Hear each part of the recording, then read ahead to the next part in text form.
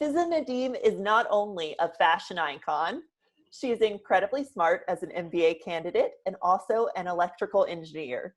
We're talking to her about her life as an influencer, integrating her Pakistani heritage into fashion and womanhood. Welcome, Fizah. Thank you so much, Alice, for having me on the show. Yeah, we're so excited to have you. Thanks for Thank being you. here. Of course. Okay, so you have to let me know, what is your favorite fashion trend right now? I'm wearing it right now. It's the poofy sleeves. I love a bit, like the broad shoulders and the poofy shoulders and the padded shoulders are like my favorite fashion trend. Oh my gosh. So we are going back to the 80s a little bit. Definitely. And it's so funny because my fiance always makes fun of me. He's like, "You look like Frankenstein. Like, what are you doing?" It's like, but it's fashion. I think it's just, it adds, like, it elevates every look. Huh. Okay, I've got to get into the poofy sleeves. You totally do. I think it's so much fun. That's so cool. Okay, what's your favorite thing to cook? My favorite thing, so I'm not really a chef, but my favorite thing to cook would probably be pasta because that's the only thing I know how to cook. You know, that's good. That's a solid. Like, you can have it for every meal. Really, and there's so many varieties of pasta, so I think I can cook sometimes. Like, it makes me feel better about myself. Amazing. And you've traveled the world. Where is your favorite place you've been? I think my favorite place for sure culturally is Saudi Arabia. Huh. I think it's more of like a cultural difference, and it's definitely like an eye opener.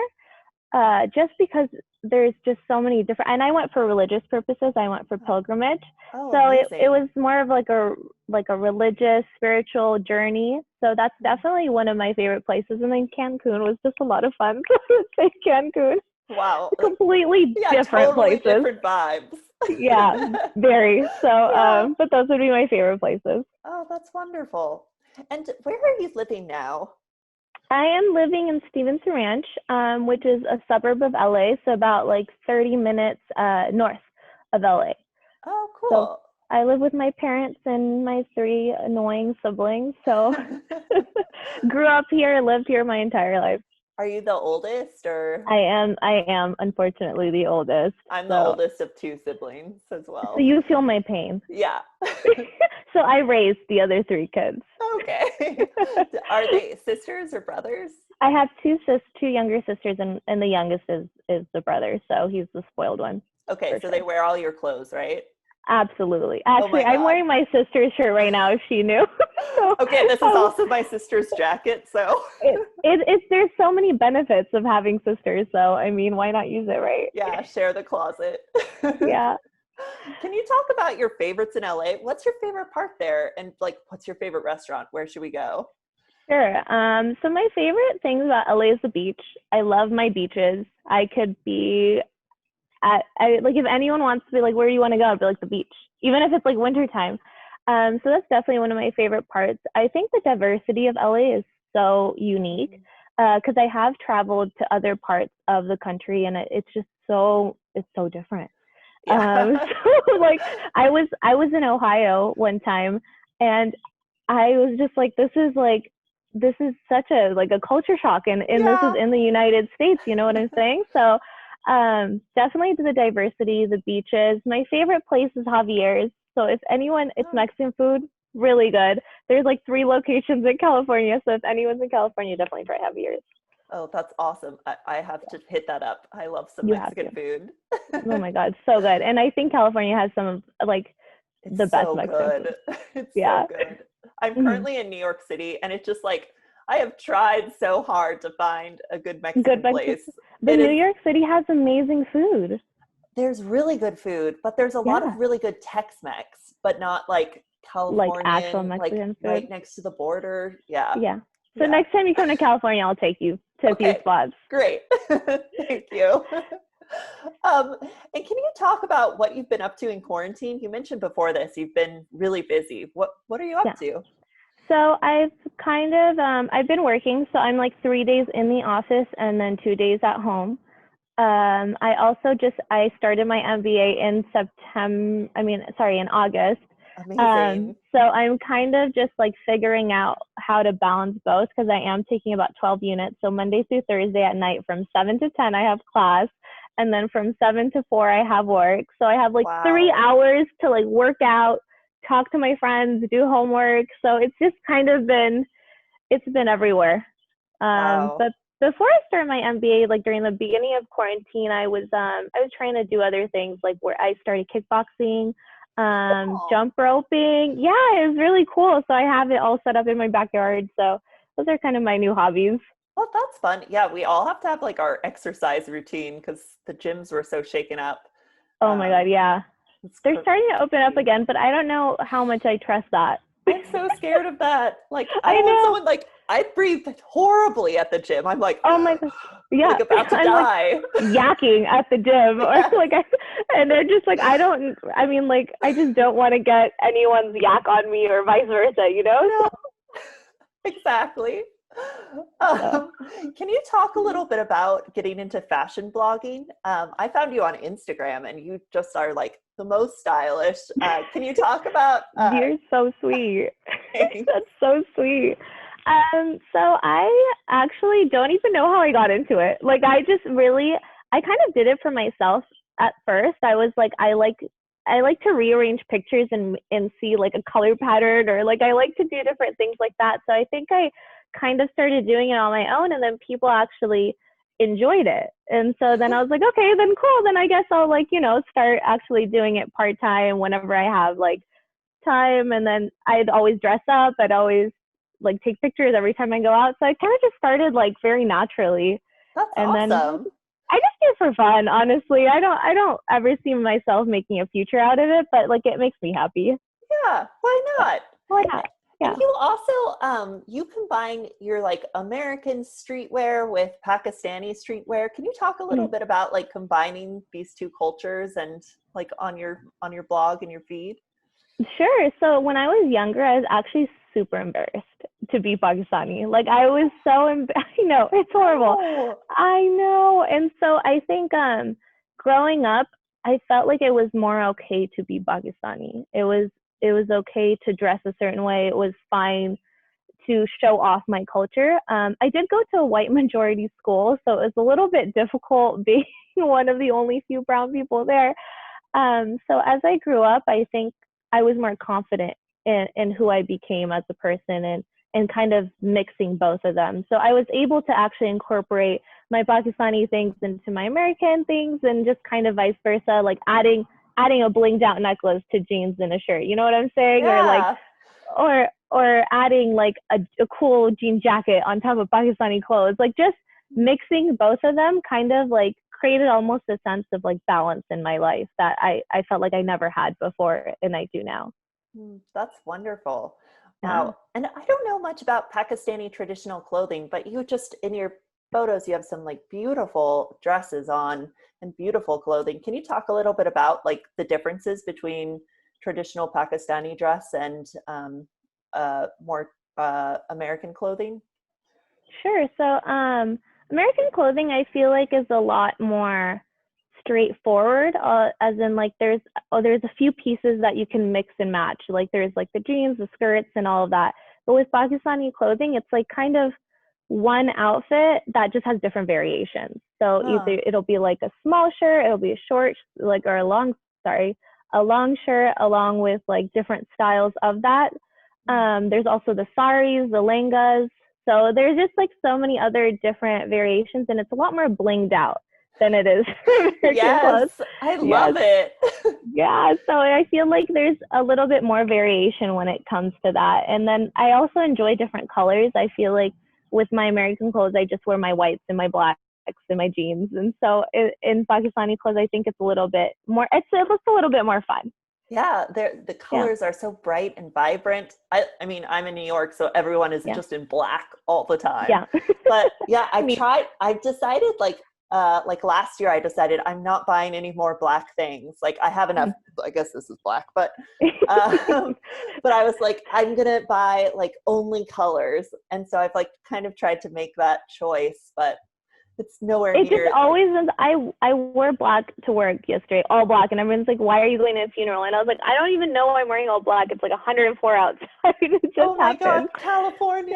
Yeah, I know the beauties of California. Oh my gosh, amazing. Yeah, And we yeah. talked a little bit about your wedding before this. Can you talk Mhm. about planning a wedding in COVID? Sure. So I was supposed to originally get married in June. Didn't happen because of COVID. I was supposed to have 400 people at my wedding. Um, insane amount. So That's I so many. obviously could not do that. I know.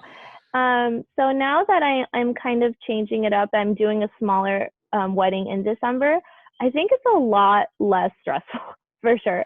Having 400 people, having like 4 events, it was it was a lot. So it's very easy during COVID. Everyone seems really understanding.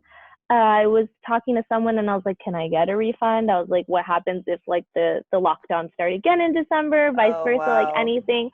So they were super helpful, and I think this time around, because I've already done my research, it's like super easy. Oh, that's so good. Yeah. And Yeah. just like cutting it a little bit, that's great. A little bit. Yeah, it's cutting Or like a all of it. lot. I'm like, bye, all of you guys. So it's literally just immediate families and like my best friends that are coming, which I feel like is so much more meaningful than having 400 random people at my wedding. Yeah, that'll be great. And are you able to integrate like the Pakistani traditions as well as like the American wedding traditions? And what are those? I don't actually know.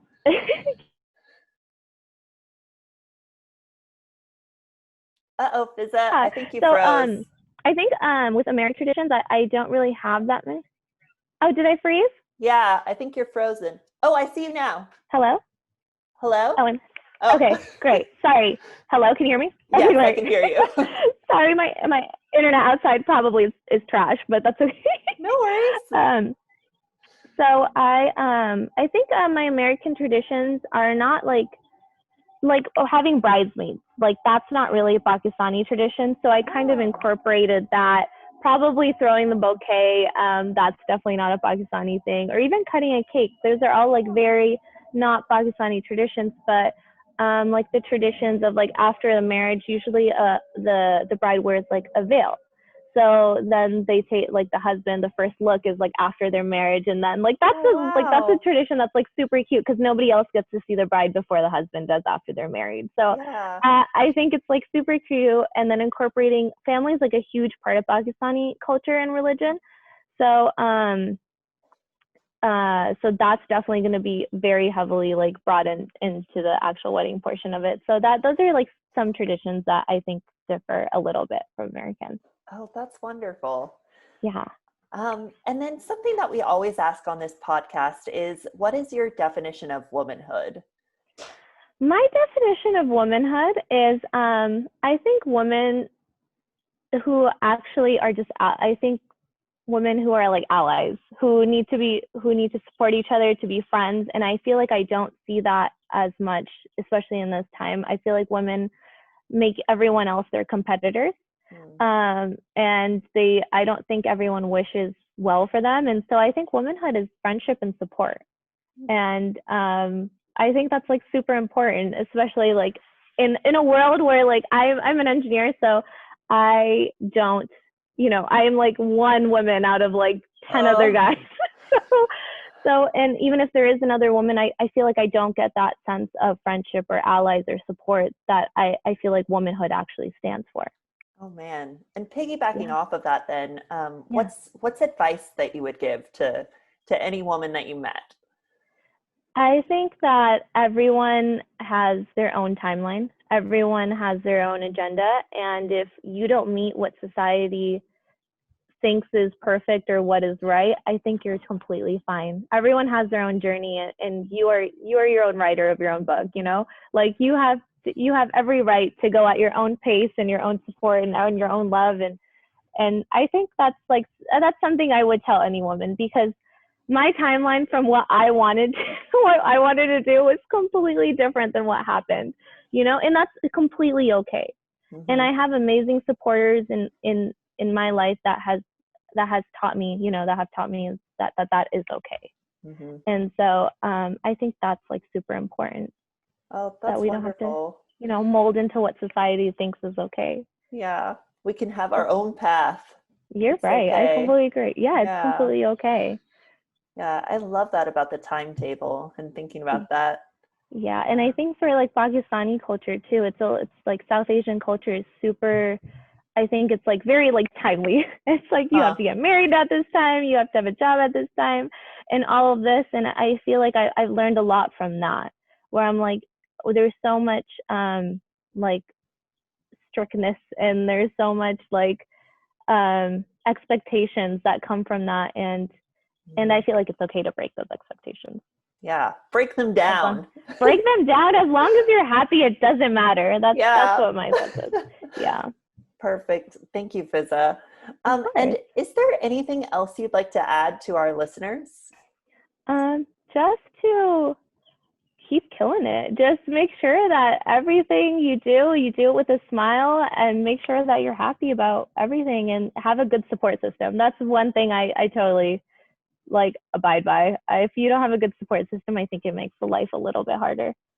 That's great that you have all your siblings to just. All 20 of them, yeah. No, you're like 3 siblings. That's awesome. My Yeah, 3 siblings, I'm like one yeah. of 3. It's great. It's Yeah. great. So I think that's like super important. And then I know it's a tough time with quarantine and everything, and I know everyone's going to get through it, and it's going to be tough, but we have to have hope. Yeah. Oh Yeah. man. Well, I hope you have a good rest of your day and quarantine. How are you guys doing with the Thanks. fires? Are you guys okay? Yeah, we're doing okay. Thank God the air quality is like a lot better than what it was before. Because I think a lot of the ones in my area have toned down a lot. Because Oh, like last good. week I was trying to work out, and I like felt like I was breathing in ash. I'm sorry, and I was like, this Wow. isn't good. Yeah, so thank God it's a lot better. Oh, that's crazy. Yeah. Good. Well, it was so nice talking to you, Fizza. Thank you It was so nice much for talking being to you. on.